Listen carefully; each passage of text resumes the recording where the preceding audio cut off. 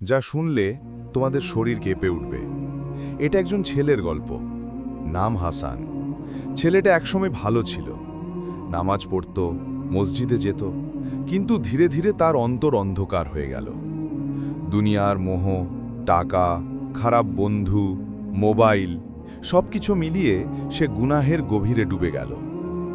আমি হাসানকে চিনতাম। সে আমাদের এলাকারই ছেলে ছিল। একসময় কোরআন তেলাওয়াত করত, কিন্তু পরে গান বাজনায় ডুবে গেল। রাতে মোবাইল হাতে বসে যেত, হারাম ভিডিও, বাজে কথা, অন্যের বোনদের ছবিতে লাইক কমেন্ট। তার মা কেঁদে কেঁদে বলতো, হাসান, নামাজ পড়ো বাবা, আল্লাহরকে ভয় করো। কিন্তু সে হাসত, আম্মু, এখনো তো আমি তরুণ, বুড়ো হলে পড়ব। এই কথাটা ভাই আমার কত ভয়ঙ্কর, কারণ মৃত্যু বয়স দেখে আসে না। একদিন সন্ধে ভাই হাসান বাইকে করে যাচ্ছিল। হঠাৎ ট্রাকের ধাক্কায় সে পড়ে গেল, মাথায় আঘাত। মানুষ দৌড়ে গেল, কিন্তু তার মুখ থেকে তখনও বাজে কথা বেরোচ্ছিল। কেউ বলল, লা ইলাহা ইল্লাল্লাহ বলো ভাই, কিন্তু সে মুখে নিতে পারল না।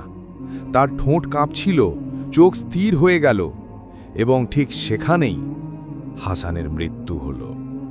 কবরের প্রথম রাত। হাসানের জানাজা হলো, মানুষ কবর দিল, সবাই চলে গেল। তার মা কেঁদে কেঁদে বলল, হে আল্লাহ, আমার ছেলেকে মাফ করে দিও। কিন্তু ওদিকে কবরের ভিতরে এক ভয়ঙ্কর রাত নেমে এলো। দুই ফেরেশতা এসে দাঁড়ালো।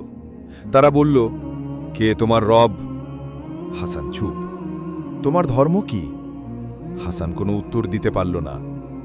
এই মানুষটি জানত কিন্তু মানত না বলে ফেরেশতারা ঘোষণা দিল। তারপর কবরের মাটি শক্ত হয়ে উঠল। কবরের দুই পাশ একে অপরের দিকে চেপে এলো। হাসানের পাঁজরগুলো একে অপরের সাথে মিশে গেল। কবর অন্ধকারে ভরে গেল। কোনো আলো নেই, কোনো সহানুভূতি নেই, শুধু এক ভয়ঙ্কর নীরবতা।